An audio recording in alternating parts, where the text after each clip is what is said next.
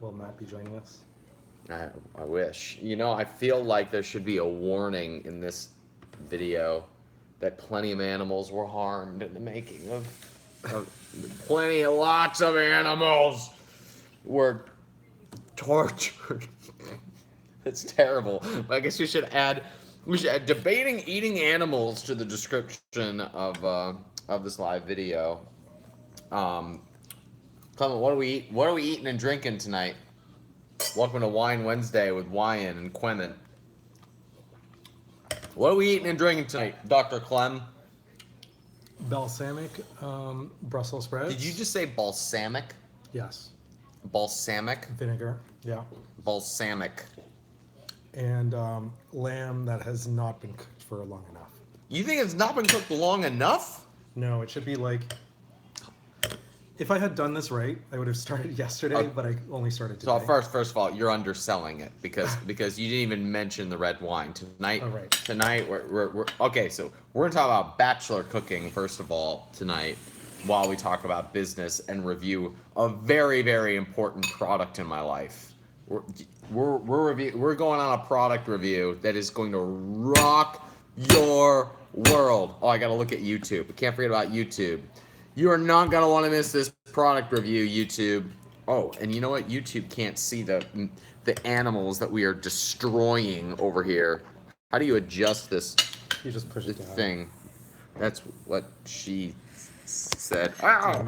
Yeah, how do you like... There we go. How do you like Clement's hand, YouTube? All right, so we're reviewing... You are not going to want to miss this product review. It's going to be nuts. It's going to be life-changing. It's going to be off the chain. Now tonight we're drinking La Crema, highly underrated wine. All right, so this is a Sonoma Pinot Noir. Look, 95% of people don't know shit about wine. And if you know this much, it'll impress people. For example, I'm going to impress like 7 people on this. Ready? This is how you choose wine. You're like all... What? I'm just looking to see how many people are actually watching. Are you aroused right now? You're like, oh, we're going to talk about wine. All right, so listen, let me give you a quick tour. First, choose date first. Grape second, location third. All right, so this is 2015. 3 years is enough to do damage. La Crema is highly underrated. Are we gonna toast? Sure, we already did, but we'll do it again. All right. Now, Dr. Clement, you're kind of world famous for the way that you cook as a bachelor.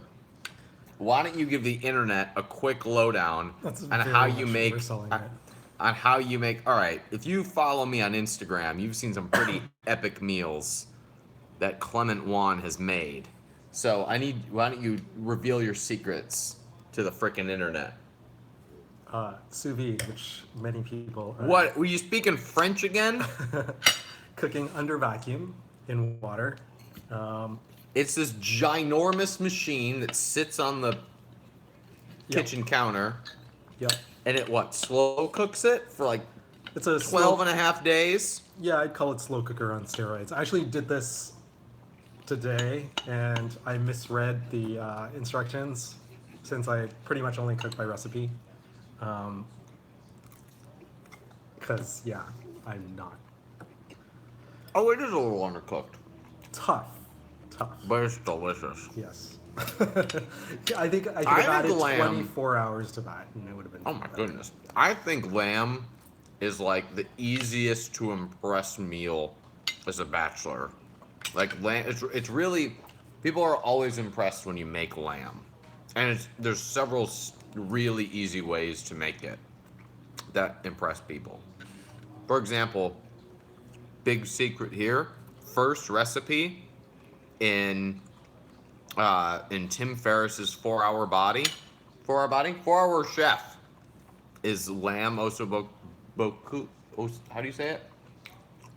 Osobuco? Is that the one? You speak like 7 languages. The 3. lamb osobuco. Also Baku. Yeah, that's it. Hey, Deacon. So anyway, it's freaking delicious. So, tonight we're reviewing the product that is gonna rock Facebook's world. It's gonna rock YouTube's world. But Dr. Clement, are you ready for this product review? Yes. Now listen, Clement and I are both really high. Not that kind of high. Get your mind out of the gutter. What's wrong with you? We are both really high on food brands. All right. So those of you who follow me/us for physical product or business advice for some reason, I am fascinated by markets with high valuations. Health and wellness has really high valuations, particularly food. For example, if you didn't pay attention to the acquisition that Kellogg's made an RX bar where they paid $600. Dr. Clement, was it $600? Is that what they bought RX bar for? I'm pretty sure that's underpriced. Are you really gonna Google? I'm not sure what the actual It was number 600 something. Was it $600? It can't possibly be 600 million, was it? See, even Dr. Clement is shocked at the number, and we've talked about this. What was the number? How much was RX bar bought for? Spirit fingers, everybody. Where are your spirit fingers? Hashtag spirit fingers. Put it in the comments. Clement, Dr. Clement, while everybody's doing spirit fingers, what was the amount? $600 million. $600 million, ladies and gentlemen, for a bar that had revenues of what? Was it 100 million? Under $100 million. Food brands have valuations that are out of this world. So, tonight we're reviewing the most delicious food brand in the world. The life changer of all things. Oh no! I'm okay. I'm okay, everyone. We're gonna make it. Are you ready for this? Tonight we're reviewing Whole Foods Mustard.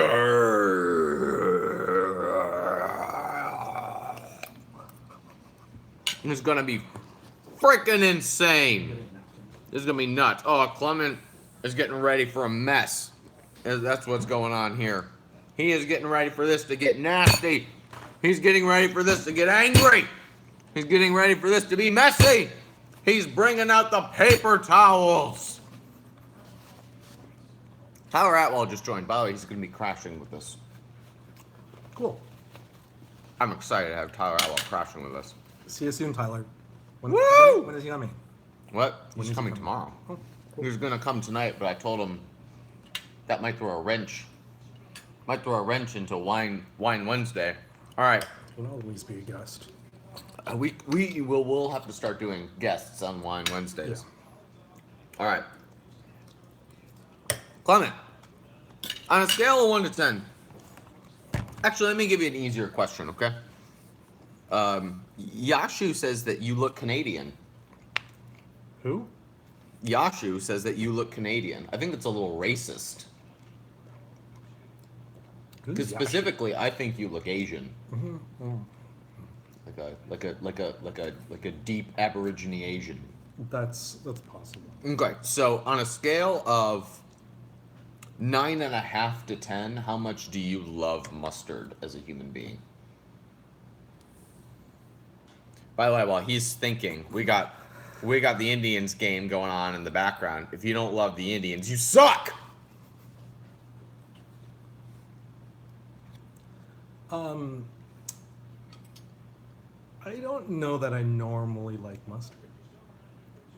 Tonight's a big day, everybody, because tonight's the day that we change and everything changes. everything changes for Dr. Clement. All right, so what we have here is first we have, we're trying to be culturally diverse, everyone. So we start with Dion mustard. Dion mustard from Whole Foods. Special thanks to John Mackey for providing this Whole Foods mustard for everyone, the founder of Whole Foods. He provides mustard to children all over the United States. Number 2, we've got German mustard. German mustard?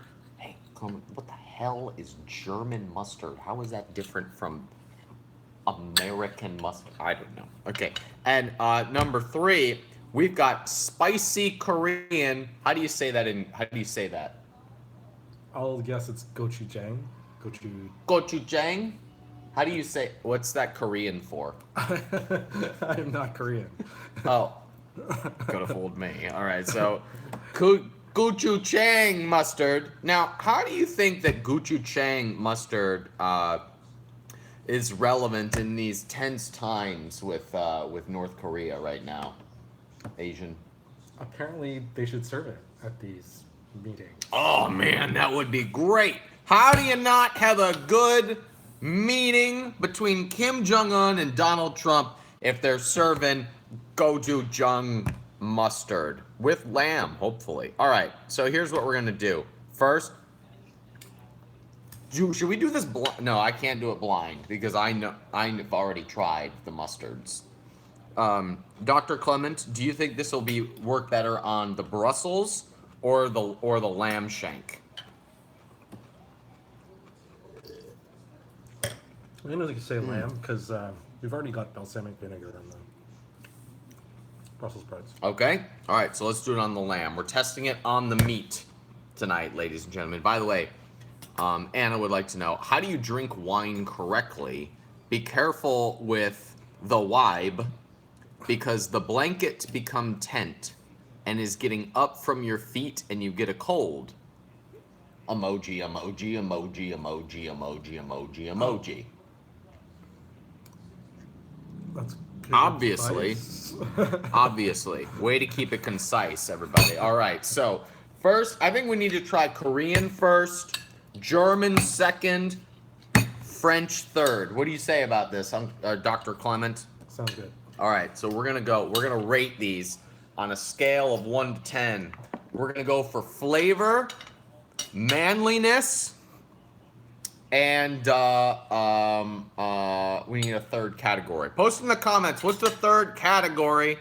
The third category for mustard. We're gonna go on taste, manliness, and waiting for it. Isn't there a It's gonna delay come on from movies? YouTube. It's gonna come from YouTube. Hey, Amanda, hand Royer. Sexiness, price. Not sexiness. Price, it's Whole Foods mustard. It's like $2. Gayness was one of the suggestions. I wish there was someone here who could help us with that category. What would it be? Let's see. A bite. Mouthgasmness. All right, that's an excellent suggestion. So here we go. We're going to go on the meat. We should actually probably show the real color. This is what mustard in Korea looks like, everybody. It's got this golden color to it. Looks a little bit like pea snow. Hopefully it tastes better than it looks. And we're gonna go in for this Korean gochujang mustard straight from North Korea. Donald Trump is gonna be having this with Kim Jong-un later. All right, oh, Clement's going all out. He's ahead of the game here. All right, so we're gonna get on here. I'm a little embarrassed at how much of a difficult time I'm having cutting my lamb. As I said. There we go. All right, are you ready? Are you ready for this? All right, let's try this Korean. Which one are we doing first? We're doing the Korean mustard first, as a tribute to your heritage. Racist. Pretty good. What do you think, Dr. Clement? We gotta rate this on taste first, 1 to 10. It just tastes like normal, like mustard. Oh, this is a much stronger bite than regular mustard. This is not yellow mustard. This has a Yes, this has a it's got- spiciness to it. Yeah. A spiciness. I like the spiciness. It's also a little bit sweet, which I don't like in a mustard. So I'm gonna give this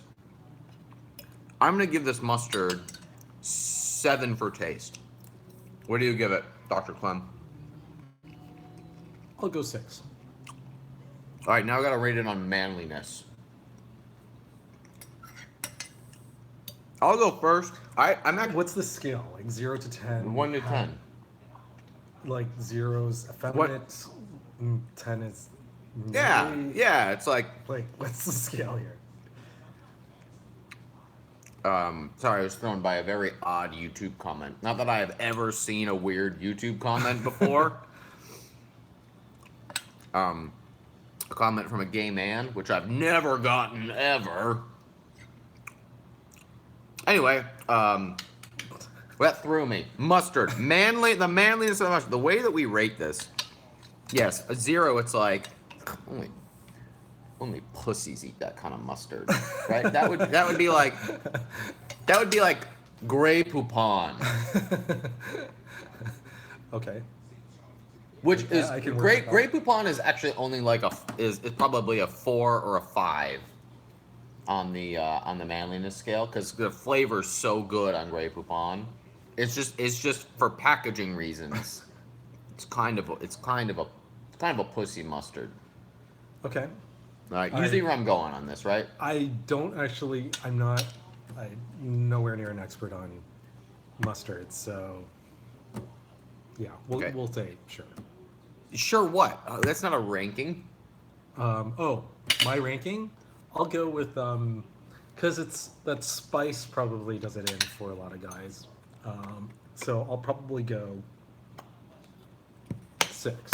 6. All right, I'm actually gonna give Gochujang a 10 for manliness. First of all, because if you can show up on a date with Gochujang mustard, you're gonna look like a freaking man. Also, the extra spice is nice, so I'm giving it a full 10. Also, because Kim Jong-un is just a masculine man, a little round. That's one descriptor, I suppose. All right. Oh, the La Crema got me. The La Crema got me. All right, Dr. Clement, we got to go in for round 2. We're going to go in for the Dijon mustard. You ready? Yep. Dijon What mustard. was the Dijon? Okay. It's very yellow. Yeah, that one. No, it's smooth. Or very smooth. There we go. Okay. Sweet Lord Jesus, there's a fire.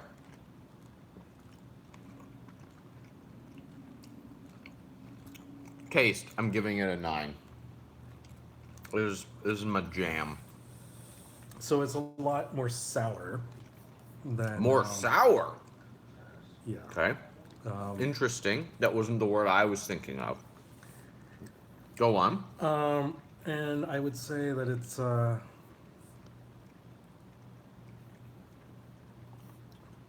more vinegary. Okay, that's a good descriptor. All right, what would you give it on a scale of 1 to 10 for taste? I actually like the last one better, so I'm going to mark this down to 4.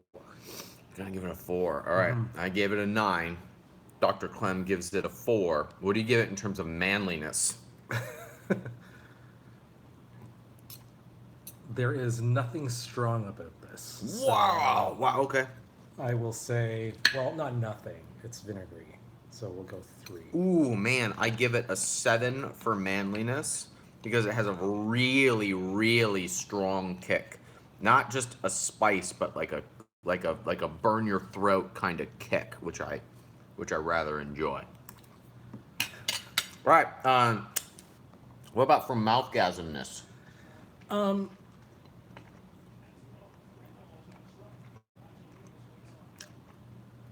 Yeah, we'll skip that one. All right, cool. So let's go with the German mustard now. German mustard. Now, Dr. Clement, what makes mustard qualify as German? Was it made in Germany? I don't know. You're the cultured one. This is marked as Austin, Texas. Because it's Whole Foods. Thank you, John Mackey. Maybe it was a German Okay. in Texas. Can you identify a German by looking at them? I'm gonna say no. What if they're in a red coat? Doesn't that make them British? The red coats are coming. Anyway, let's have some German mustard. Dive in here, Dr. Clement. Give us your review. By the way, everybody say hi to Dr. Clement. Dr. Clement is the smart one in the group. The reason he's here is because everything smart that I do comes from Matt Davis, Clement Wyan, Mark Jenny, or Travis Sago. I just get all the credit for republishing it all. So say hello to Dr. Clement. All right. Oh, by the way, you're a doctor of... Nothing. I didn't know that was a category. All right, cool. So let's have some German mustard here. Nothing. Maybe a doctor of wise-assery if you're going to talk like that. I was kind of disappointed by it. You don't like Germans? Yeah, we'll skip that question. But Dropped a Brussels sprout. All right, give us your feedback. 1 to 10 on taste. let me try another one. Oh, he's going to have some more. I was disappointed because it tasted really mild. Tasted mild? The texture is kind of weird. Okay, Maybe not. Okay. going in for the kill. Okay. I would describe that as a very brown mustard. If you're familiar with a yellow mustard versus a brown mustard, this is kind of your classic brown mustard. It's just not brown in color. Look at these lamb shanks. Just feast your eye on that baby. Yes. Good work, Dr. Clement. Well, next time I'll do it for 24 hours more. But All right. Well, we had it in the fridge for about 24 months, so that's true. it kind of pre-cooked there. I got that from the farmer's market in like June of 2013. There were so many years left on that poor lamb. All right. All right. Going in for round 2. You know what? Actually, I'm gonna give this a 9 on flavor. Really? Yeah, I really like this. Pass me more again. More Of the German. more Germans. Okay. Yes, I really like this German mustard. All right, so the question comes up: why are we spending so much time reviewing mustard? And the reason is because studies have shown that mustard is the best condiment. And if you disagree, you're going to hell. Did you see that research? I hadn't. How do they define hell? Oh, well, I went to college to be a pastor. Okay. It's pretty much, in pastoral ministries class, it's like mustard 101. Okay. Yeah. I will take your expert opinion on that. Jason says lies. It's all right, it doesn't bother me. I'm not the one going to hell. All right. Next, we're going to go into Trump's... Oh, wait, first, what's our winner? You gave Gochujang a 6. I gave it 7, but I gave it 10 for manliness. I'm gonna. Okay. Gochujang wins on manliness. German mustard, what'd you give it, 1 out of 10? It would be like based on the others, 3, 4. 3? Wow. Ooh, it does not like Germans. Okay, and I give it an 8 or a 9. Okay. And Dijon, I gave a 10 for flavor. I think an 8 for manliness. You gave it a what for flavor? 4. Oh man! All right. So do we have a winner? And and Kim Jong Un wins again? I kind of like the Korean one, personally. Oh, come on. Everyone roll your eyes if you're not surprised that Clement Wyan likes the Korean mustard.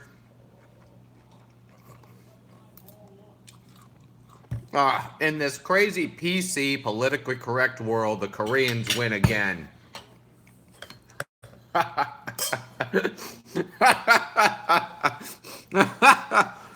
Bradley Smith says, Kim Jong-un sucks. You gonna take that? I agree. Oh, all right. So next we're gonna go into Trump's best and worst moves. All right. So what's up, Brandon Young? Good to see you, dude. You're just in time for the Trump discussion. All right. So Clement, I want you to give us first. Let's not share our bias. Let's just give an analysis here. Do we have a bias?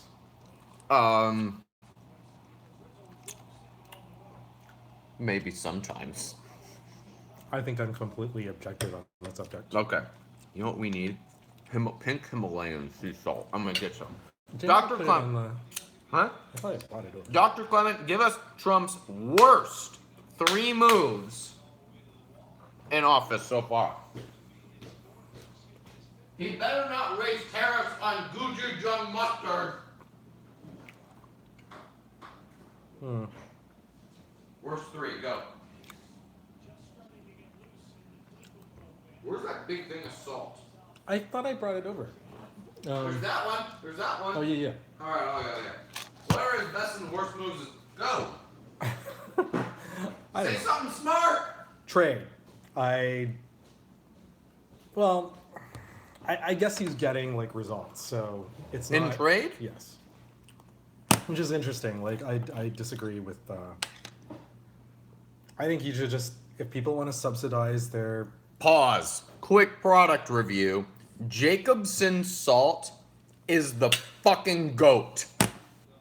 What does that even mean? Greatest of all time. Oh. Jacobson salt is the fucking GOAT. Somebody put that on a quote card somewhere. Which, by the way, if you are an It Instagrammer is actually pretty good. who puts quotes on cards and that's all you post on Instagram, fuck you. Fuck all the people who do inspirational quotes on Instagram. Fuck you.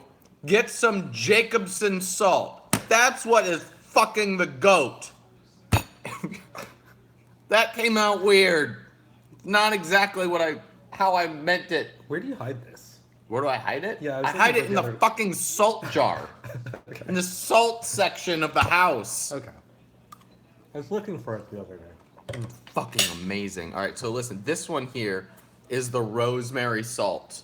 Oh, it is. You could put this on a small child, and I'd be like, "That's child. It looks delicious. It's so good. It's so good." All right. Someone just said I hide it in my undies. I would totally put Jacobson rosemary salt on my most sensitive areas.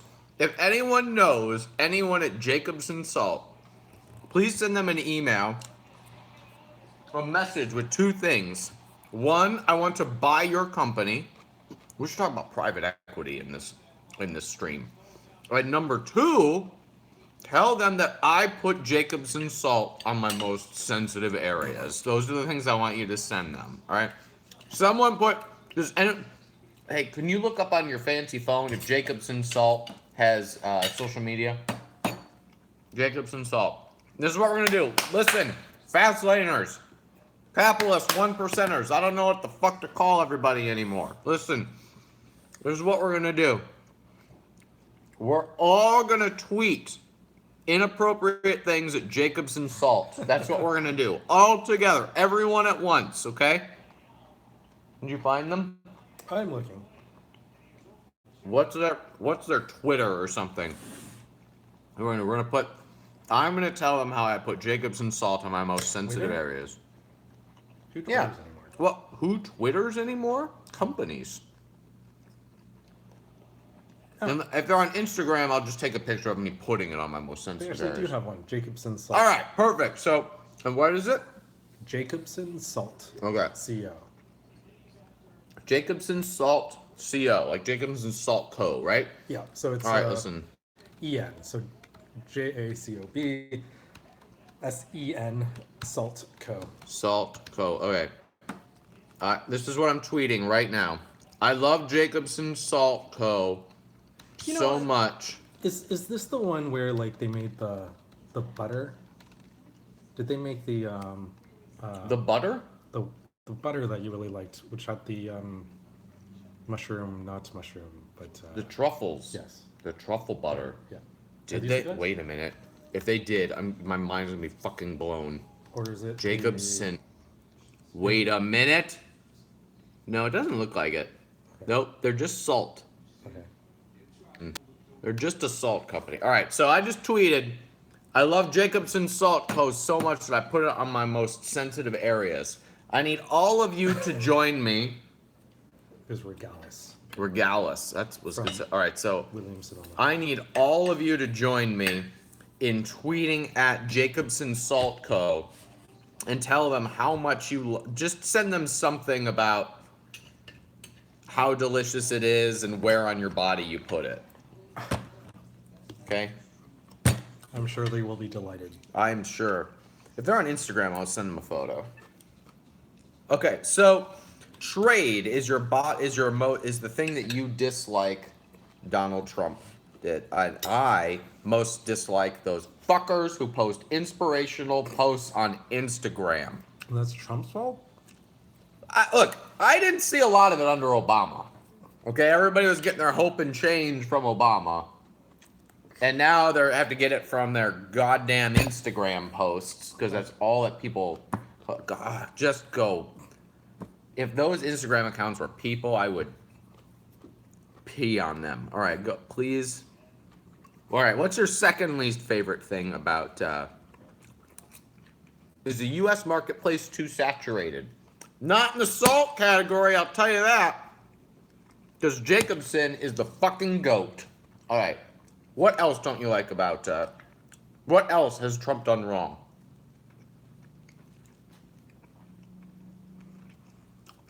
Well, I can understand the symbol of the wall, but I think spending that much money on like that is ridiculous. On the wall? Yes, Okay. Well, he hasn't really spent anything on the wall, has he? that's fair. Has there been any spending on the wall? Yes, I'm pretty sure there has. I think they're appropriating it from something else, Okay. but I can't remember. I'm going to say Trump's worst move was signing off on the budget. Oh, that was pretty bad. And not just because it's a deficit, but because he caved. Yeah, but so there's some speculation of like, there's a possibility that, like, even though it's in the budget, he doesn't actually have to spend it. So there's okay. discretion within I guess the different cabinet secretaries. They don't actually have to spend it. What's up, Matt Luberstein? What's up, dude? You know, Matt was invited to join us at this very table, and he stood us up. Wow. Stood us up. Like a fucking Instagrammer who posts inspirational memes. Stood us up. Was this at I still Alien love Effects him. or something? Yeah. Oh, okay. So I'm going to say that's Trump's worst move, is signing off on the budget and caving, not sticking to his guns, which are like guns, but gummier. All right, so we got trade, the wall, and the spending bill is his worst move. Best three moves of Trump. Go, Dr. Clem.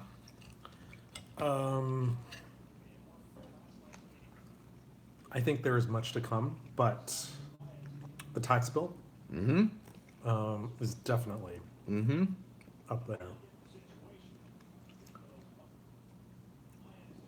Keith asked me if I'm nihilistic. Nihilistic, that sounds exhausting.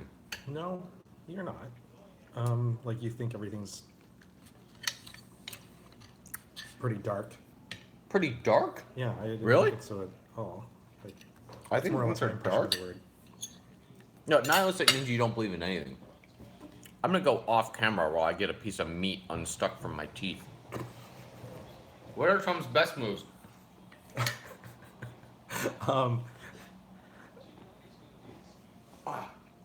It was really in there. And I think changing, regulation for sure.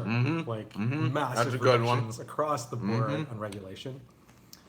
I'm gonna go with Neil Gorsuch. Oh yes. Actually, that would be. He's a goat. Well, and not just Neil Gorsuch, but all the other like. All the other judges ever he's- made. And Santiago, don't be a shit disturber. What'd you say? I said Santiago, stop being a shit disturber. Is he disturbing some shit? Yes, he's asking like, what are the upsides of socialism? None. There are zero. None. And just bear in mind, I'm completely objective on this issue. It just doesn't make sense in any. Greco asks if I'm conscientious or expedient. I think that's a Jordan Peterson reference right there. I'll say I'm conscientious. I think. But anyone who claims to be conscientious is probably not, so That's probably true. fuck me. All right. All right, so here's what we're gonna do. Now, we're gonna take some Q&A. We're gonna take some drunk Q&A. Two things. I think you need to drink more in order to be drunk. I will drink faster. Number one, if you want, Kevin Martin just put a great question there. Michael, by the way, thank you for that. Michael Riffenberg, thank you for that comment. Just want to acknowledge you. Kevin puts a really good question in the chat. We're gonna move over into the Q&A part of the show. So if you got questions that are business related, money related, or about sex, religion, or politics, we will take them. Now, I can't promise that I will answer them seriously, but I will answer them. Dr. Clement will probably give you the most educational piece. I will give you the most opinionated and offensive piece. So, put them in the comments. We'll watch Dr. Clem refute Chris Van Loan's critique of Donald Trump. And if you want a specific question answered, for you specifically, put your question in the comments and then follow it up with your phone number, and you might get a drunk dial. All right? Are you with me? Put yay or nay in the comments if you're with me, if you agree to participate. And it's cool. I'll wait for the yays and the nays to come in. But we really should address Chris's point. Okay, go ahead. Attacking the worst. Well, hold on, part let's get some that- context here. Chris was giving his take on Trump, right? Okay, now you can go ahead. He believes the worst is attacking the press, FBI, intelligence community, and noxious tweets that undermine the presidency. I would actually argue the opposite. I don't know that I would put it on the best side of him per Right. se. I think it makes him a person that I wouldn't necessarily want to be a friend personally with. Right. But I think it is kind of what allows him to get things done. Right. The tweeting, at least. Yep. If you to properly analyze Trump, I think you have to look at the game behind the front. And he is playing a game of chaos. You can never have the upper hand with Donald Trump because he is always chaotic, which is a brilliant strategy in times of war. Well, that was a good question that just came in on YouTube. Do you think Trump is draining the swamp? I don't. I would actually put that in the negative column. I don't think he has drained the swamp. I think he effectively. is disrupting the bureaucracy. Maybe slightly. Maybe slightly. Huge swaths of like the FBI, Wow. like In the judicial these- branch. I'll give you the judicial branch. Yeah, I would say the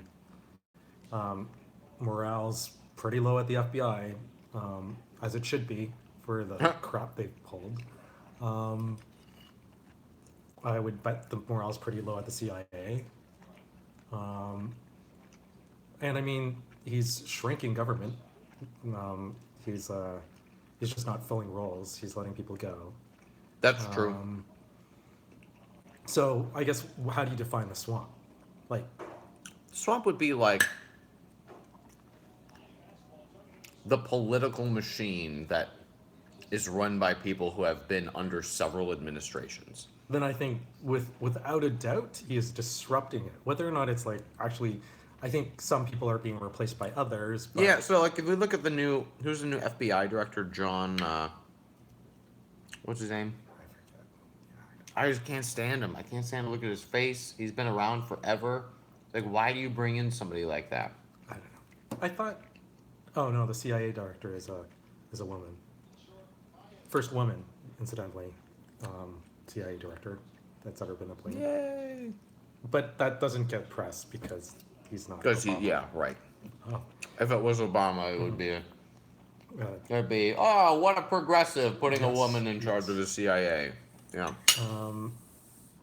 no, but I think like if you define the swamp as that, then I think it's being disrupted. If you define it as like, I think it's being shrunk. It's being shrumped. Okay, so we got a question from Josh Reichenbach. I really need some business advice about an angel investor. Cool. Well, you could post the question, and then we will answer it. Femi wants a drunk dial. Post your number in the comments, Femi, and I will drunk dial you. Okay, first of all, we got to get to Kevin's question while other questions are coming in, all right? By the way, will you pull up the YouTube feed on your side so we can see some of the older comments? Where would that? YouTube.com/just search Ryan Moran. Okay.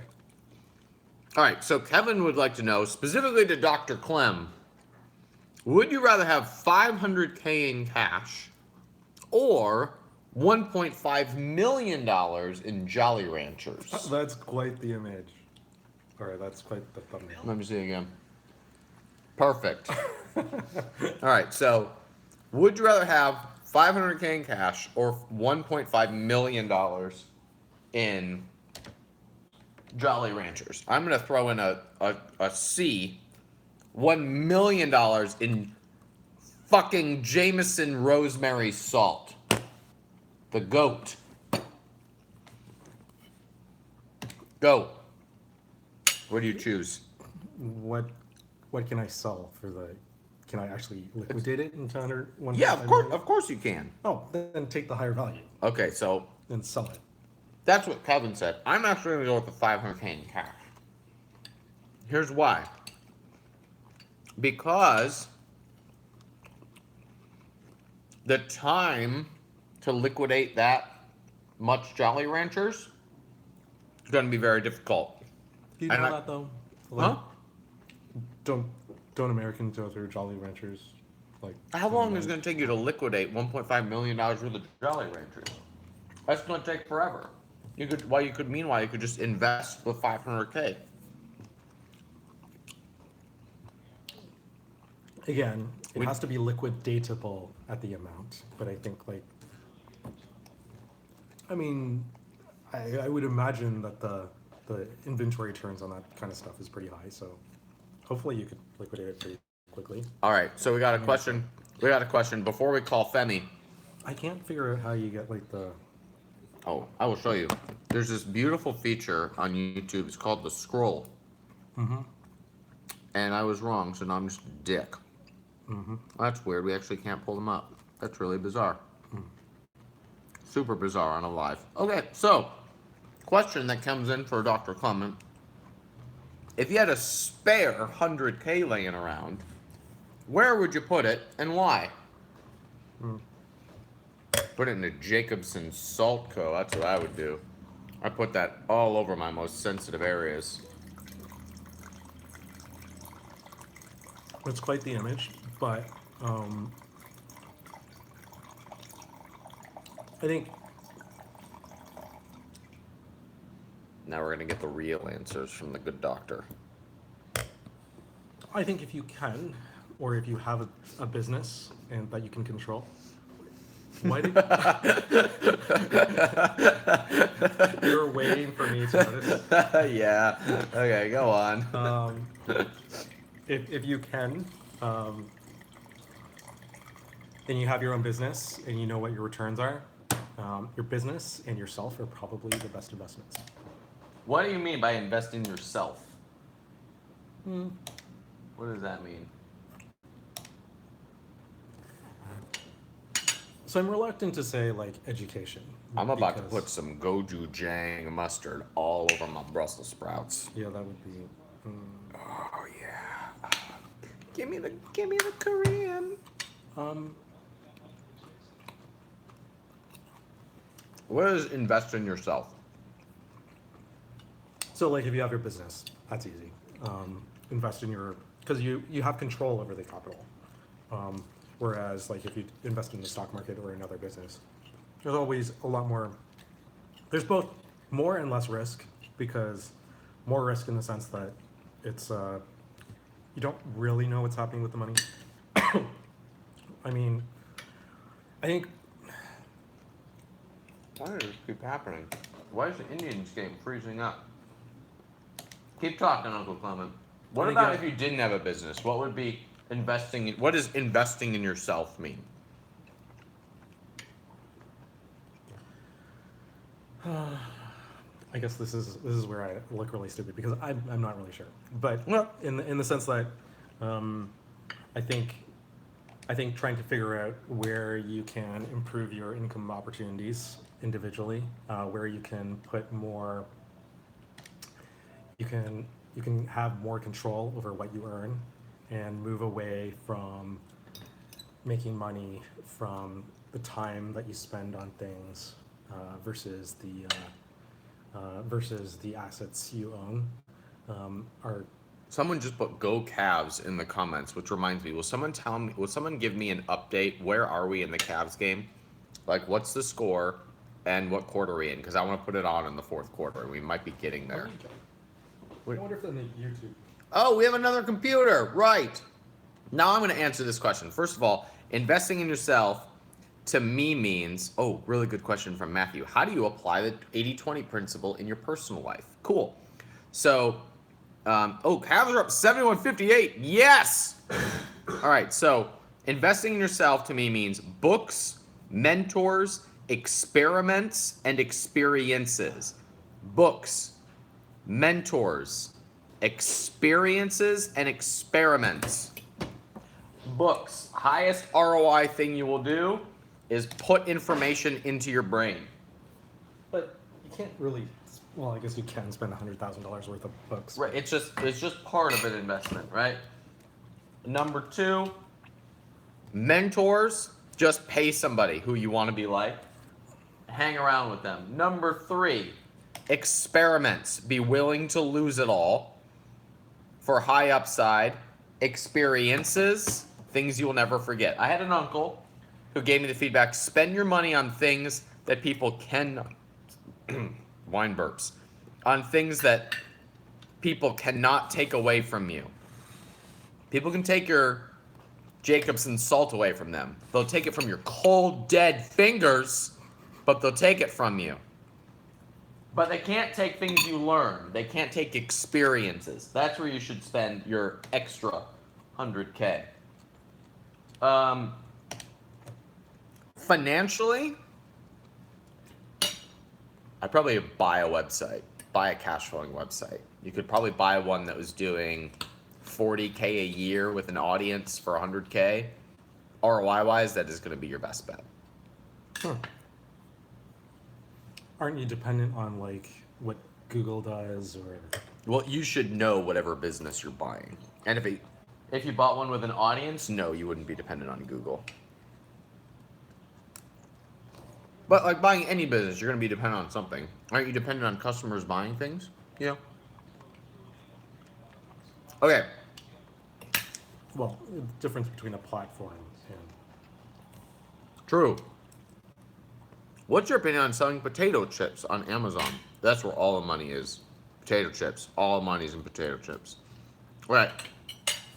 Dr. Clement. Oh, shoot. I'm low battery. Where are we going to plug this in? Dr. Clement is the man with... Holy cow! It's like you are a wizard. Do you want to plug it in? Yes. It's a good idea. Where do you go to buy websites?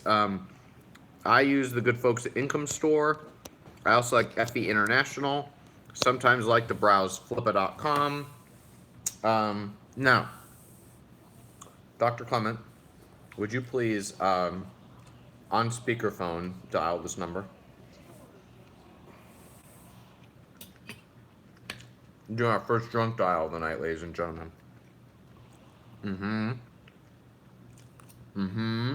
Yep, you got it. Yes. So they're local. Get it. You don't know Femi? Femi's good people.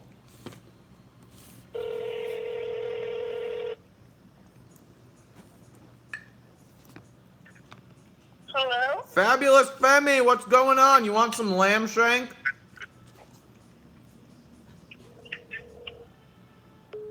Really? Really? You had your phone on mute? No, we're not dialing her back. She just lost privileges. You were listening to the delay on Facebook and not us, really? Rookie mistake, Femi. Rookie mistake. She hung up on us. She thought it wasn't us. No, lost privileges. All right. Daniel would like to know, I see a lot of brands that were part of sell consumables. I assume you would need a smaller list because of repeat buyers. So a brand that sells one-off products, what would your strategy be? Would you launch new products as quickly as possible? No. You don't get to call us back when you hung up on us. No, that's not how Wine Wednesday works. All right. Would you launch new products as quickly as possible and double down on audience? How would you handle that? How would you handle a business that did not sell consumables? I'm going to say yes, always double down on audience, Daniel. Always, always, forever and ever, amen. No exceptions. All the money's in the audience. Everybody who's trying to build an audience without it is flying naked. Always double down on audience, no matter if it's consumables or anything else. Well, like, look at Yeti. Yeti's actually a good example of this. I think Yeti doesn't sell consumables, but they've got an extremely loyal following, perhaps a little less loyal now that they hate the NRA, but they do, generally speaking, have a very loyal audience. So yes, double down on audience, and you probably will need a bigger audience to sell non-consumable products. Michael Webb, what do you think? What are your thoughts on drop shipping? It's fine. Just do it for cash flow. Don't get most people think it's a business model. It's not. It's cash. Whatever. If you want to do it, go for it. Never been my business. Can we drunk dial this number? There's also one over here. I'll let you choose. I chose the first one. You get to choose the next drunk dial. Okay, let's call it 4. I'd say, let's get a woman on the line. But a woman hung up on us. It's like we're back in my personal life.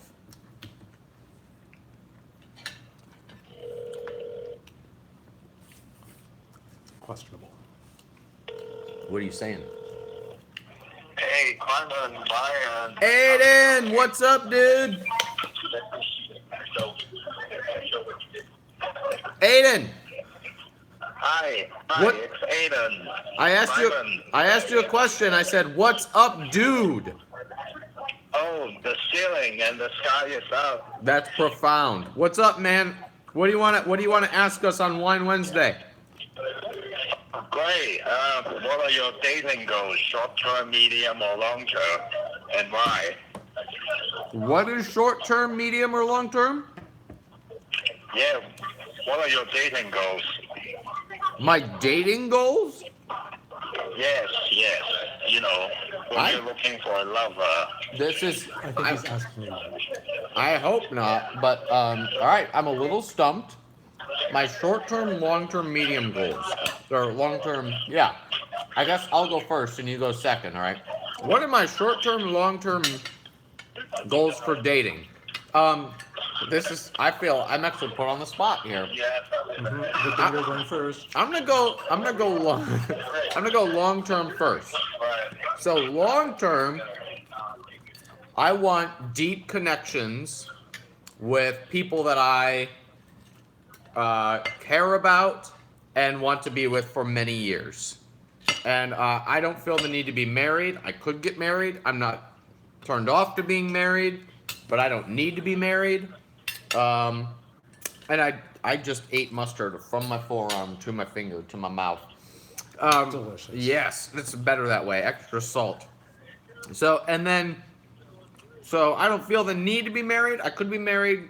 It's fine either way. I don't like not being able to have connections with people I find worth having connections with. So the idea of choosing one person and cutting off all other relationships just doesn't feel right to me. Medium term dating, same as long term. I don't know that it's all that different. Long term, short term, my dating goals are exploring deep conversations with connections that I find interesting and exploring the awkward and sensitive topic that is relationships, love, and sex. Those are my short-term goals. Tell us more. All right, so I'll clarify the short term, right?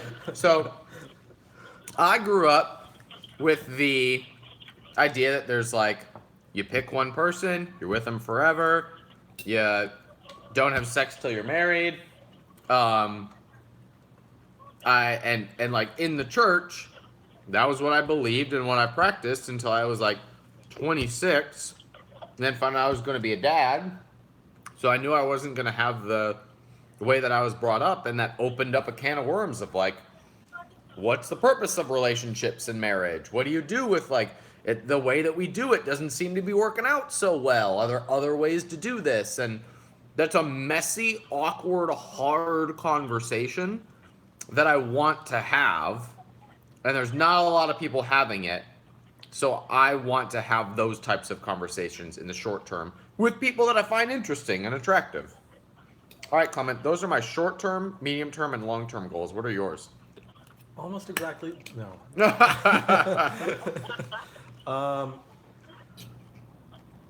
I don't think people really want to care about my medium, short, and long-term Yes, goals they do. in my relationships, but okay. So let's say short-term. I think it all kind of mixes in together. I'm looking for a long-term relationship.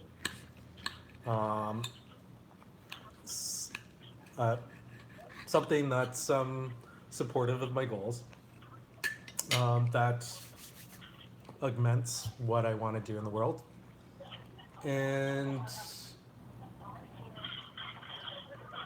will have fun with me along the way. All right, everybody. Dr. Clem just put himself out there.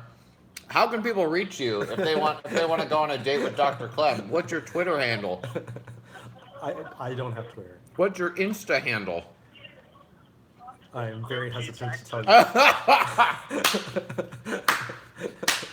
Best answer of the night. Post in the comments if you want to go on a date with Clement. We'll filter out. Aiden, thanks for the question. You successfully made us both uncomfortable.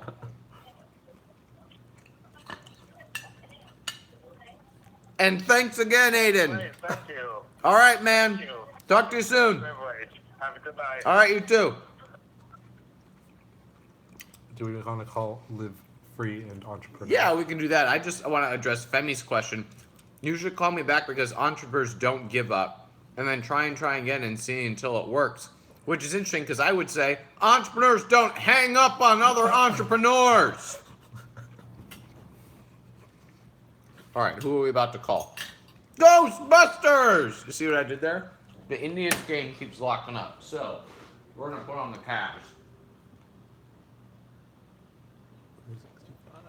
Who are we dialing? I don't know. I don't know their name. We don't have a name? Live free and entrepreneur. Okay. There we go. I wonder if this person has a real name. That can't be a real name. I guess it could be. I don't mean to be anti-PC. Here we go. It's getting real quiet in here. Hello. Hello! Who is this? Hey. How's it going? Hey, do you have a name? Yeah, Andre. What's up, Andre? Hey, how's it going? Good, man. What can we do you for?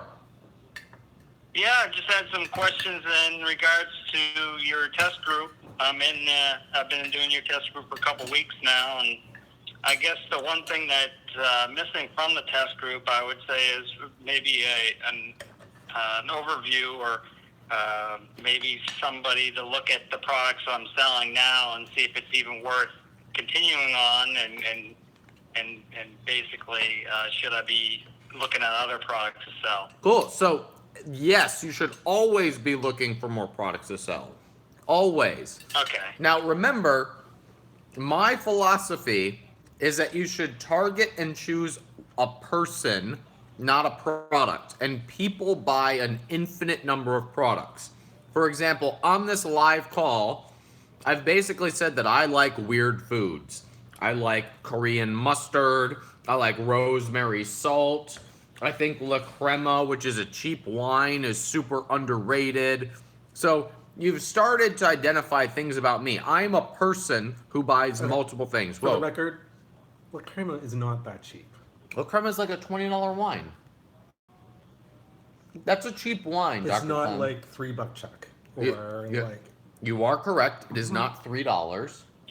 Some of us have different standards for what cheap is. Okay, so anyway, Andre, target people, not products. So if you're selling wine glasses, what is the brand behind the wine glasses, and what else does that person buy? Always be developing new Right. products. Now, just more specifically, the test group that you're in is about launching products and releasing them and getting them to sales velocity as quickly as humanly possible, not what products you should sell. If that's a struggle point for you, I put a ton of stuff out there on my podcast for free about choosing products and scaling brands I'd recommend you go through. But the purpose of this group is to get every product that you've got in your line or that you are releasing later up and moving really quickly. Right. Currently, I have 3 products. 2 are pretty much the same product. I just sell in different quantity sets. Yeah, so we're going to call that one product. Okay. And then I have another product, but I think it's more seasonal. All right. So go roll out the 3 to 5 products that that person buys. Use the training materials inside the profitable product launch test group to get them to 20 to 50 sales a day. You'll have $1 million business 12 months from now. That's my prediction. All right. Perfect. What else you got? Oh, no, I had one other question. It was based off of the training last week and getting Facebook group up and running. Hit me. Getting a bunch of likes, getting a bunch of engagement and likes, but they're not getting anybody to come to the group from the page. All right. That's because you don't have a clear hook for why they should join the group. What are you doing inside the Okay. group? What's the 7-day sequence they're going to go through? What's the result they're going to get? What's the promise they're going to get? So your problem is in your offer. Your problem is in what the promise is when they're going to join a group. One of the best ones I've seen, if you want to follow along, my mentor has a group called $1 Million Offer Mojo. $1 million. Yeah, I'm actually in that group. All right, cool. Follow everything he says, model what he does, and use that to frame your group. All right. All right, Andre. Appreciate you, dude. Yeah, and thank you guys for calling me. All right, talk to you soon. I'll talk to you later. Bye. All right, Dr. Clem, I'm just going to call you out publicly. There are people watching you on this, sending you very lovey text messages.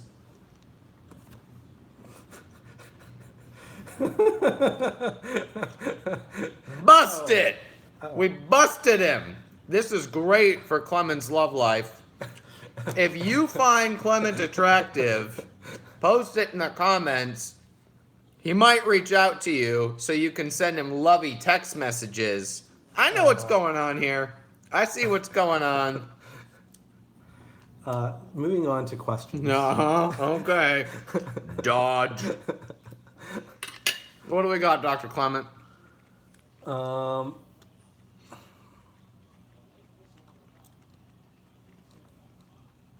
thought I missed a bunch of stuff here. Damien wants to know, I've just made the Australian distributor for a range of very unique essential oils and natural isolates. If you were in my shoes, how would you go about building an audience from scratch? Those seem like separate questions. So look, just like any market, essential oils is made up of people. For the most part, it's made up of people who have a little bit of alternative beliefs, people who would disagree with Clement politically. Who would do that? Well, no one after talking to you. Okay. Just people, Just for clarification. people on the left who haven't read things in a while. So, It's not. I don't see. you things can't as blame left. them. The world isn't left and right, Ryan. It's people who logic and people who don't. You're just saying that because you're Asian, and most people just say it's not black or white, and you're like, Yeah. but I'm Asian. That might be the most offensive thing I've said tonight. I gotta keep drinking. All right. Essential oils, right? So, look, there are Facebook groups, and the targeting that you can do of people who like essential oils, or people who like alternative health, or people who read Dr. Axe or Dr. Oz is so easy to get in front of. And the way that you get in front of them is you put some sort of a hook, put some sort of a bait in front of them that gets them to bite and gets them into a Facebook group, a Facebook page, or something else that puts you able to distribute content and ideas to them. That can be an email list, it could be a Facebook, it could be a Facebook group, it could be whatever you are comfortable. On behalf. That was a blessing. It could be whatever medium you're comfortable communicating. The real important thing is, are you targeting them, and are you putting a bait that is interesting to that group of people? And that might be a free essential oil. It might be a guide of the 10 essential oils that you have to have in your diffuser. It could be the 3 new essential oil blends that reduce stress.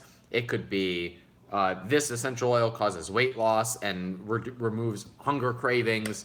Like whatever your hook is, put that in front of the targeted people, and then watch the audience, and then put them into a place where you're comfortable communicating with them.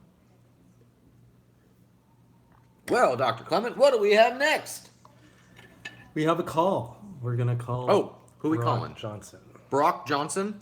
Brock the Rock Johnson? That's a badass name. Brock Johnson from Gainesville, Florida, weighing in at 231 pounds, Brock Johnson.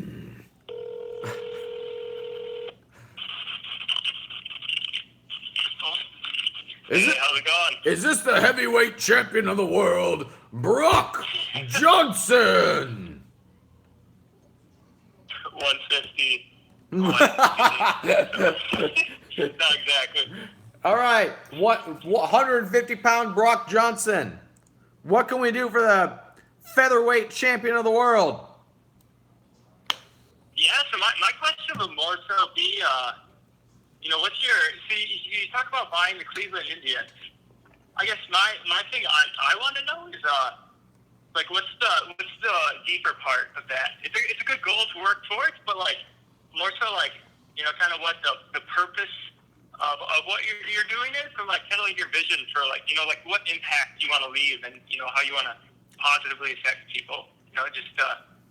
You do it, but it's just I don't understand exactly what it is, and so it'd be interesting to hear your kind of vision for what change you're trying to have in the world? All right, so there's a two-parter to that. And the two-parter is, what's the why behind me wanting to own the Cleveland Indians? And then the second is, what positive impact do I want to leave on the world? And I see those as separate questions, so I'm going to address them separately. Oh, for sure. So, my why for owning the Cleveland Indians, and see money, if you're watching this, this is totally clippable. Put this into an Insta story or something, or a YouTube video or something. While I've got my mouth full of lamb that's coated in Jacobson rosemary salt, the most delicious salt in the world, and the winner of our product testing champion, gochujang spicy mustard from Whole Foods. My why behind owning the Cleveland Indians is because everybody needs a frickin' goal. And goals' only reason is to keep us on track in a direction. And I have found that people without goals flutter all over the place, especially now. And so the Cleveland Indians, owning the Cleveland Indians, is my guiding light for how I make decisions. Am I thinking big enough? Am I being aggressive enough? Am I playing the game as well as I could? That's how I filter out my decisions. Is the business I'm going after interesting within the context of that goal? That's the first piece. The second piece of that is because I can't imagine anything more fun than being the owner, sitting in the dugout with eye black on my eyes, a jersey with Moran 13 on the back, at spring training, leading chants in the dugout going, "Here we go, Indians, here we go." And I'm going to be like, "Put me in, coach, I'll play right field." Right? Well, only once we clinch the division, because I'm terrible. But that's my why. My why is literally because everyone needs a goal in order to maximize happiness and to make decision-making faster, and that's mine. I know that's not sexy. I know that's not emotional, but I picked that as my goal when I was 13 years old because I needed a context for making good decisions. Clement, you look skeptical. That makes sense. All right. Now, the second question, what's the impact that I want to leave on the world? I don't know. And to be honest with you, I'm okay not knowing right now because I know that I make a difference in individuals' lives, and the difference that I make in their lives is different on a case-by-case basis. And so I don't feel the need to have this way that people remember me, except for the fact that maybe I made them laugh. And that would be enough for me. And if just as many people were offended, but half of them thought I was funny, that would bring me a lot of joy. But I don't have like an overarching, like, this is how I want to be remembered. This is the impact I want to leave. I want to have a meaningful impact on the people that I meet in the way that I meet them and the way that I impact them. And just like a boat creates waves, I know I'll create impactful waves while I'm in direction, but my direction is not guided by the impact I want to make. I make an impact as a byproduct of me going all in on pursuing the goals that I have. Does that make sense? Yeah, no, that makes complete sense. Has it evolved over time? Like, I guess that's what I'm kind of interested in. And so it's like, at least for me personally, it's been just changing over my whole life. And just be interested to see that and like how it changed. Because I mean, I ran into millions from Amazon, and it just really made me think about my life differently. Yeah. So I was just wondering if you had that same realization once you had your exit this past year. Yeah, totally. I mean, I think we as human beings, hey, the Indians won. High five. Woo! So I think most human beings want there to be like a purpose to our lives. This is why we turn to religion. Because we want there to be an answer. We want there to be a path. We want there to be a purpose for our lives. The harsh reality is that there's not. There's no reason. We're here to be here. Like, that's our purpose. but we are happier and we make better decisions when we assign a meaning to our lives.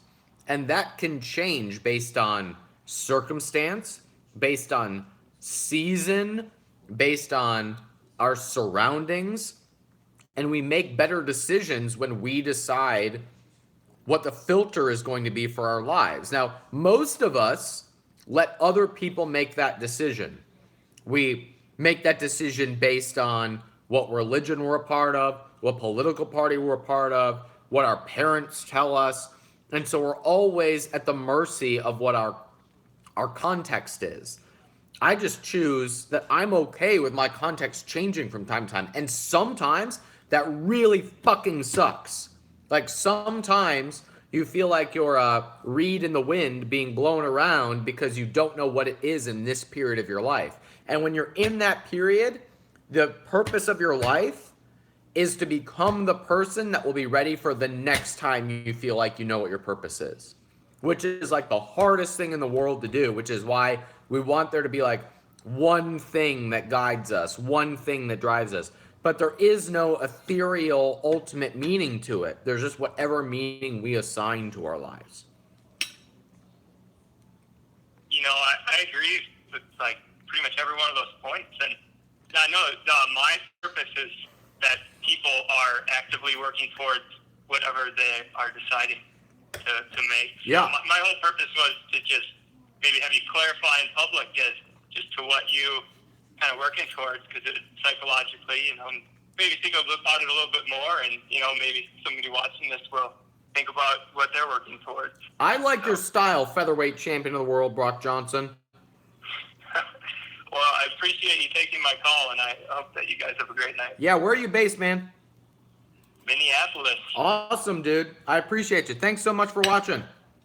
Yeah, thanks. Have a great night. All right, you too. That's my favorite question from Wine Wednesday, maybe that we've ever done. I love going into the weird esoteric. I should have a podcast all about the esoteric. Maybe I'll call it the Ryan Daniel Moran podcast with the tagline, Money, Sex, Politics, and Religion. Coming Q3 at capitalism.com. Yes. And I'd like to visit Minneapolis too. Do we just decide that we both love Brock Johnson and we're going to go see him? Is that what's I don't happening? think I'll go see Brock Johnson. Did we all just become best friends? Apparently. Okay, let's quickly go through some of these questions. So real fast, before we pivot into another question, I need help from the audience, okay? There's some things I'm struggling with right now, and I need some feedback from the audience.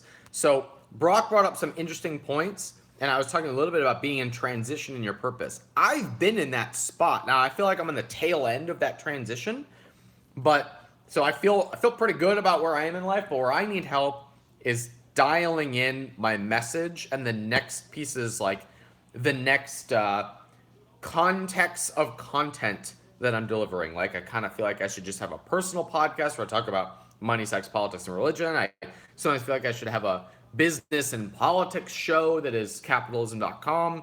Sometimes I get the feedback to just go all in on Freedom Fastlane, but like I feel like I've said everything there is to say on Freedom Fastlane. So I would like some feedback on the context of content that you would like to see come out from me / the companies that I'm a part of. Clement, you look very pensive. Yeah, I'm just thinking like about that comment of like the question of purpose and transitional purpose. I don't know. Like I think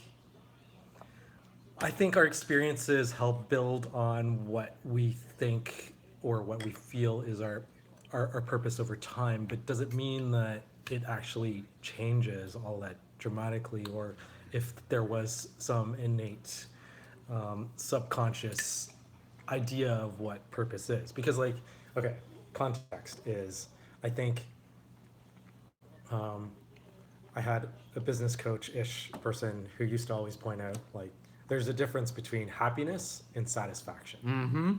And happiness is kind of on the surface level, like you can get that from drugs. And then you wouldn't know. That's true too. And then you have deep satisfaction, and these are the moments where you get that sense of accomplishment. You get that. How did the Celtics take the lead? I'm sorry. I don't feel happy or satisfied based on the score of the Celtics Cavs game. And I don't care.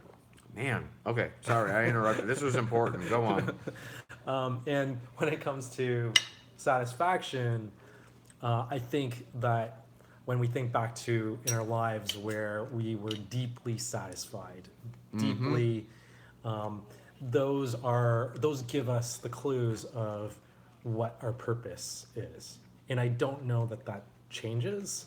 I think it gives us boundaries as to direction, but I'm not sure. Like for me, it hasn't. I mean, It what has your evolved. purpose is. Yeah. Yes. But do you believe that there is a purpose outside of yourself, or is there something you've just chosen that you're pursuing? 6.5 of one, whatever that saying is. So you think that there is like a purpose outside of yourself? I don't know if it's outside of myself, but I do feel that there's something I'm driven to want to do. Okay, so like naturally driven. Yes. Yeah, I think we all have natural tendencies, but I don't think that there is like the tragic life who didn't fulfill their purpose, because there is no ethereal purpose that you have to. And we put so much pressure on ourselves to find the thing. There is no thing. Like you're here for a while and then you stop. I don't. I'm kind of agnostic now, so I don't know that that's the case. But like, I don't know if that's the case either, but like it doesn't change any fabric of the universe if you do certain things or don't do certain things. but it does, like because we have impact on each other and others, and so I think like, whether or not that's like part of your purpose or what have you, I don't know. Like I think the impact we have is definitely something that creates those ripples, as you pointed out. Well, I'll tell you what, Jacobson rosemary salt has ripple effects all over the globe and in my life and apartment. All right, what's next, Clint? That was really interesting. Thank you for that. Okay, so thoughts. We'll do some of these really quickly. Can you explain your test group based on this is a much earlier question? Well, no. Okay, thoughts on information I products. put together a test group to get products launched very, very quickly because we got some tests going that are just killing it right now, and so we can get over the 100K hump really, really quickly. So we put together a test group of like 100 people. Go on. Thoughts on information products in 2018. I mean, I don't know if you want to answer that. I mean, as long as information creates value for somebody, there's always going to be a market. Okay, I'll answer that one. Cool. Do we answer the soap one? I have a soap shop brand and want to open another soap brand that would be targeted for another audience. Is that weird to kind of compete with myself? I think we disagree on this one, so I'm gonna let you Do go we? first. Well, you would say, so I'll say what I would say. That's the wine kicking in. I would say, sounds like you have not maximized the brand in front of you. Don't go make a duplicate brand until you have maximized what you got. But it is totally cool to have two brands that are very similar that target different people. Just don't do it until you have owned the space, owned one of the audiences that you're targeting. I'd agree with that. And like where I think is kind of cool is where you have certain spaces on Amazon where certain search terms, like 3 of the 10 people are the same parent company, but they all kind of target slightly different things.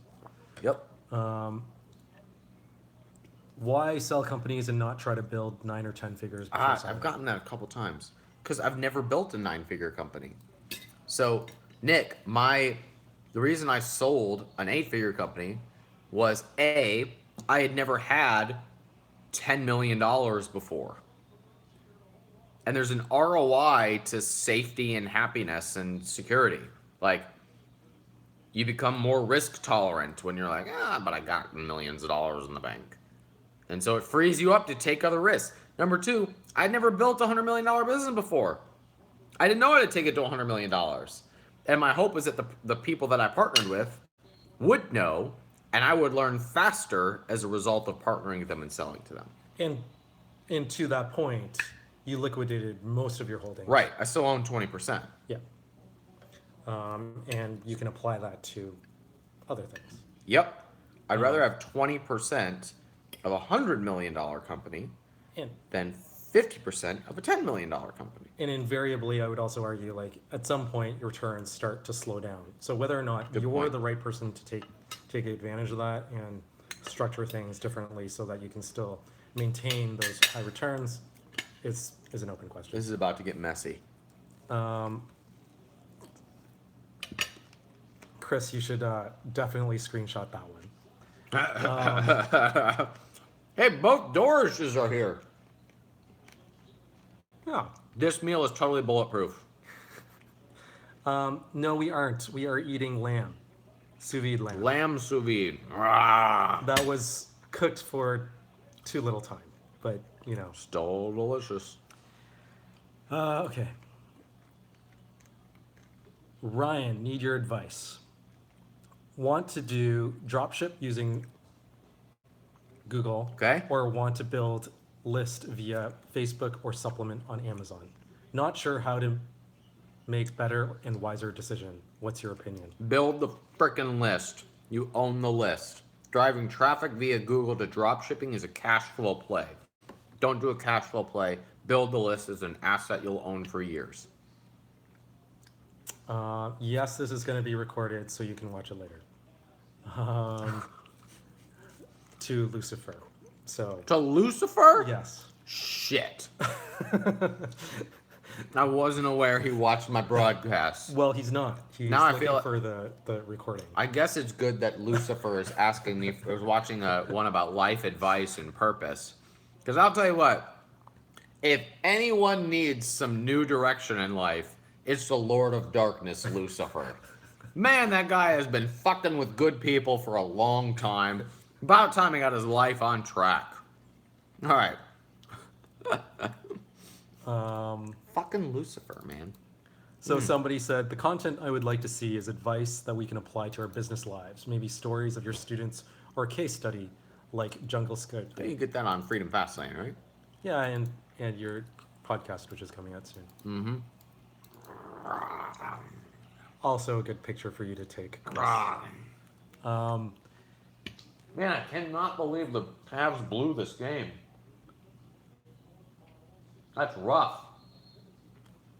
What else we got? Blah, blah, blah. Oh, Katie has a good point. Katie made a good point. We're low on wine. And apparently I need to speak louder. Yeah. Okay. What? How come no one's giving us their number? We haven't drunk out anybody in like 12 minutes. Katie, give us your number. Whoa. You can't call people out.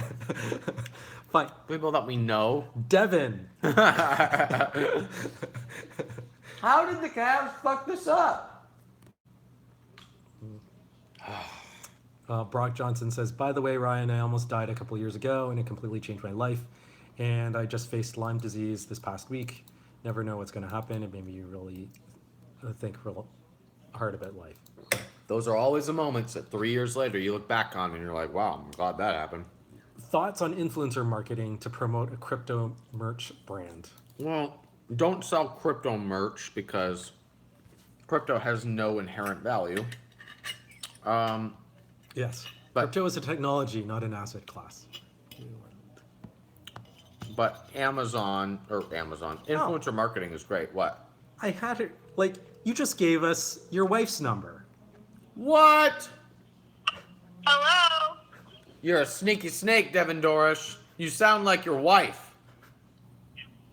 It is my wife. That's because Devin's pimping out my phone number just like my sister used to do in high school. We figured. You know what we should do? We should prank phone calls to people with soundboards while they're watching, and they'll be super confused. Like, is that Clement Ryan? But they're on a soundboard. We're gonna do that next. Hey, Katie, what's going on? What's going on, guys? Yo. How are the dogs? Awesome. Yeah, they're chilling upstairs. How's the You grilling? guys look like... Hey. This is getting awkward fast. One of you better say something smart or interesting or funny or offensive fast, because this is going off the rails. How about I don't know. Have you seen all the good stuff that my boy Trump's been doing lately? Making big moves. You missed the first part of this broadcast. We gave the best 3 moves and the worst 3 moves of the Trump presidency. Yeah. Where does Devin fall on this? What are his best moves and his worst moves? I mean, his best move was that he was born, obviously. And The worst move was that he didn't beat. yeah, the worst move was that he didn't decide to run for president in 2000. Yeah, I'm gonna disagree with you on that one, but thanks for playing. Well, I watched a documentary recently on like kind of his history and then like all the times that he kind of looked into running for president. I had never heard that before. What was the documentary called? See, it's on Netflix right now. They have like it's just called Trump. It's just Some called sort Trump. Of, like BBC documentary that kind of walks through the stages of like his first real estate deal through like the casino stuff, Huh. and then. Well, I just want you to know. I just want you to know, Devin, that Clement and I are going to be in our pajamas watching that later. With more wine. I don't Get on have that guy. pajamas. What did you say? What did you say? I said with more wine. I said I don't have pajamas. Clement is going to be naked watching this documentary of Trump. That's how Clement feels about the president. Doris says, thank you for your feedback. Oh yeah, brother. I like you guys. See you guys soon. All right. Later, dudes. We'll see ya. Good thing they're Republican and not offended by the fact that I just called them both dudes. Have you considered writing a book? Yep. Aren't you writing it? Yep. Okay. When's it coming out? Looks like April of 2019. Huh. Yeah. Traditional published books take a while. What else we got? I think we need one more drunk dial. Whoa. Someone just posted that salt expires in 251 million years. Please tell me that's a real fact. I really want that to be a real fact.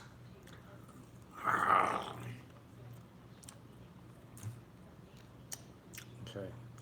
Favorite fast food? That's definitely directed to you. Why are you reading questions from like an hour ago? I'm going back just to make sure I'm like. But in the meantime, you're gonna miss all the relevant ones. All right, we've got a number here. Okay. Someone local, and I'm pretty sure that name very closely resembles somebody who ran for president. Oh. That's true. Boom sauce. We need to polish off this wine. You drink your flavonoids and resveratrol. That's a health food. You gave me such like. Hello. Hello. Hello. We can hear you. Yo, I just have to give myself props for being super resourceful. Okay, go on. So my name on here is Carla, but my name in the streets is Queen Femilicious. I'm very excited for you. What does that have to do with being resourceful? It means you wouldn't call me back before, but now I got you to call me. This is Oh, is it Femi? yes. This is Femi. Hi, Femi. I'm very uninspired by your creativity. What's up? Why not? This lamb is delicious. What's up, You don't Femi? like my creativity? What's that? I'm You don't like my creativity? Femi, you're the star of the show. What's up? How can we help? I want to know if I can be invited to the next Wine Wednesday live. If I bring you wine, that's over $20. Well, I'll make you a deal. My favorite wine is from Cake Bread Cellars. If you bring Cake Bread Cellars, you can be on an episode of Wine Wednesday with Wyan and Clement. Cake Bread Cellars? Is multi-million dollar wine? No, it's like $70 wine. If I really bring you that, I can come? Yes. I'm bringing it. How will I know when the next one is? I have no idea. We decided to do this 2 days ago. Okay, well, I'm going to buy it. It's going to be here with me, and you're going to have to let me know an hour before you go live. That sounds like a deal, Femi. I mean, you've seen me on the street and stopped within 30 seconds, so I think an hour is plenty of time. That is plenty of time for me to get down there. You have to promise, though. We have to do a virtual pinky promise, Ryan. For a second there, I thought you just called it a kinky promise, which would have been interesting. That's what you want. That's what you get, too. We got a kinky pinky promise to Femi.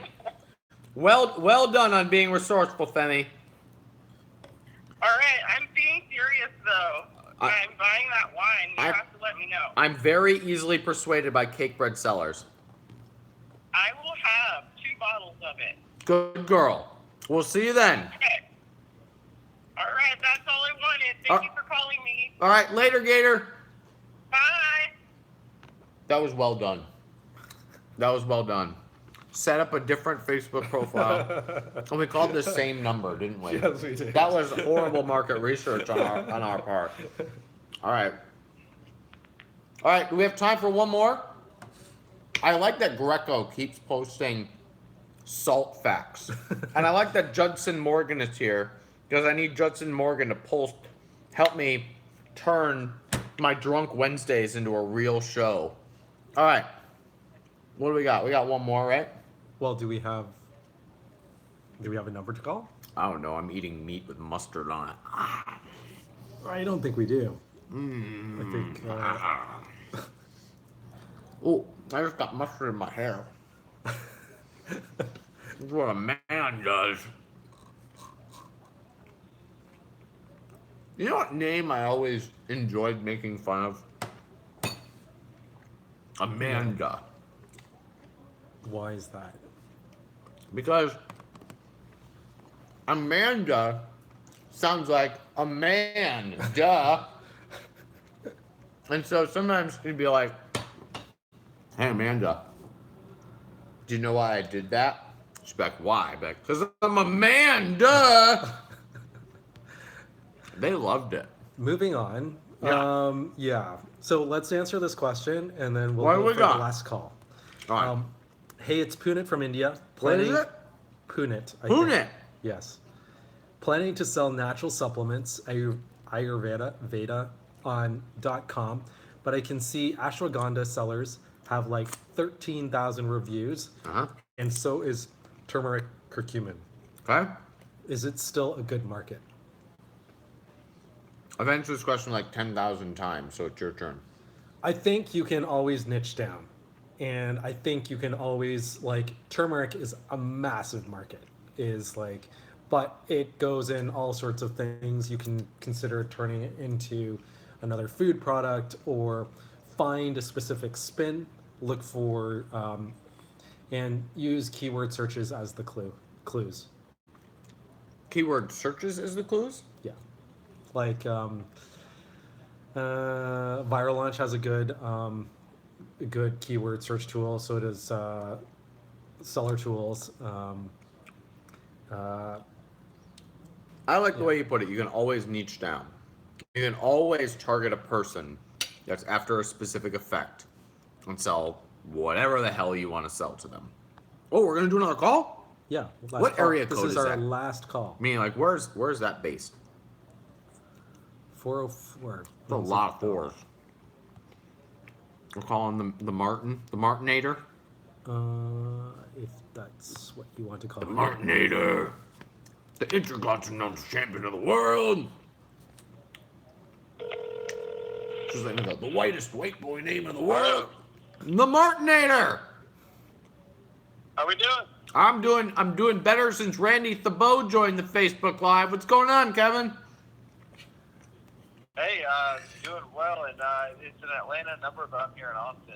Ah. Two questions for you. One a business question, and one a would you rather. All right. Which one do you want to start with? Let's do it. I want to start with the business question. Yeah, so I've got an email list of a couple thousand people, and I am emailing them each week. And I'm interested to know how you blur the line between directly promoting your product versus promoting content these people would be interested in. So what content are you sending them right now, Kevin?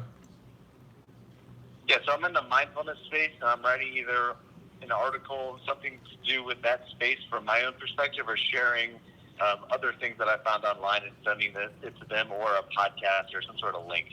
And when you send them a piece of content, is the call to action to consume something else? It's been more generic and then my product is advertised at the bottom. So it's like a two-part thing. One would be like a blog post essentially, and then below that would be like, hey, here's my product. Are you interested? So I agree with Russell Brunson when he says that the best thing you can do for someone is to get them to buy. Because by doing something, you are getting them to take an action even if they already had the knowledge to do so beforehand. A purchase is a first action for them to getting the result that they want. So when I send out content, I always want to tie my content back to a product. Even if that is just warming someone up for that product later on. And there's a kind of a theory of how to do this, to take the piece of content and frame it as the solution to a problem, and then make your product the way in which they take action to solve the problem. So for example, the content is how to reduce inflammation. The way you reduce inflammation is by stop eating inflaming foods and start eating foods that reduce inflammation. By the way, one of which is turmeric, and here's where you get our turmeric on Amazon.com. That's a super rudimentary example, but that's how you tie it to it. It's to the solution of a problem, and your product is how they take action on the solution. Does that make sense? Yeah, so let me ask you this. So what I'm doing is very similar to what you're doing with your What I'm Reading This Weekend pieces. Okay. It's very similar to that. So maybe I need to be more direct in asking for the sale, but I'm trying to add value. Hey, here's what I'm reading. Here's what I'm looking at this week, and kind of flirting with the sale. Maybe I just need to be more direct. Probably so. Most people are afraid to be direct with the sale. There's no reason to be cute with it. And if you read my stuff, like I do What I'm Reading This Weekend because I enjoy writing those. And when I don't feel like doing them, I don't do them. And then when I send them out, if I have something to promote that week, I just tell people I want you to buy this. So I'm trying to provide value at the same time at converting a sale. To me, they are the same thing, because the most value I'm ever going to produce for somebody is when they take an action that requires buying something and then showing up for what it is that I'm doing. And how do you feel about content in general being produced for brands? You started whispering at the end there. What was that? How do you feel about content in general that people produce in brands? What does that mean? Do you, like, when people come to you, like, should I create content? Oh, you're asking me? Yes. Yeah, well, for the most part, I think for the brand, like physical products brands, I don't want their content. Like, I love Mizzen and Main, but if they send me an article about 4 ways to jazz up my clothing, I'm like, get out of here, Mizzen and Main. Just send me more shit to buy, right? Like, I don't want a non-content company sending me content. I want them sending me more things to buy. That's why I bought from them in the first place, because I liked their stuff. And personally, I think you should check out Expert Secrets from Russell Brunson and Epiphany Bridge Stories. I think you can probably generate an infinite amount of what some people might term content, but they're actually really good stories that lead to convincing people to buy. Great point. So Kevin, what's your what would you rather question? All right, I hit you guys with the Jolly Ranchers earlier. This is a little scaled back, being we're in Austin. Would you rather have $5,000 cash or free tacos for life? Free what? Tacos for life.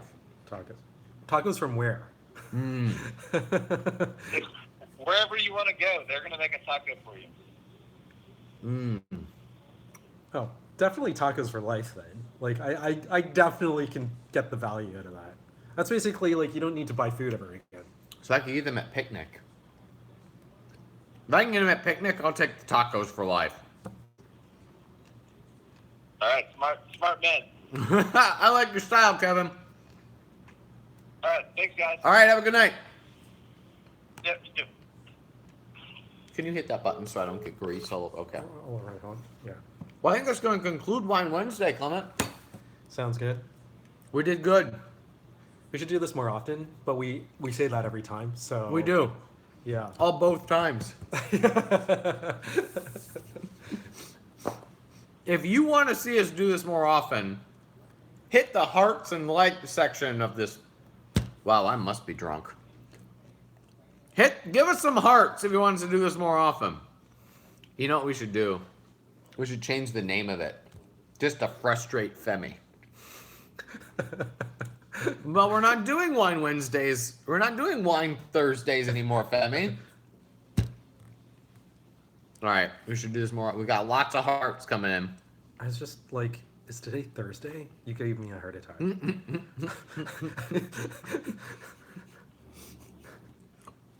All right, everybody. Thanks for hanging out with us and entertaining our inappropriate comments. My inappropriate comments. Me eating in front of you. And burping. No, I and just got steak stuck in my mouth, or lamb stuck in my throat.